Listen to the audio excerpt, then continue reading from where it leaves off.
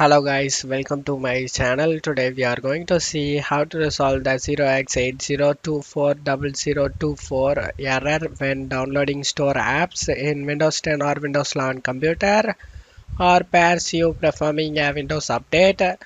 Let's fix it guys. You just need to go to search menu and type ws reset.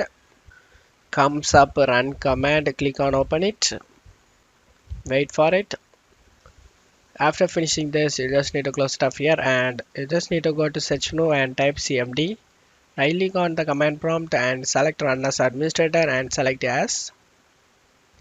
Now in the command prompt window, you just need to type ipconfig space slash flash dns press enter. Now you just need to type nets guys space winsock space reset press enter. After finishing this, you must restart the computer in order to complete the reset. You just need to close it up here and go ahead and restart your PC.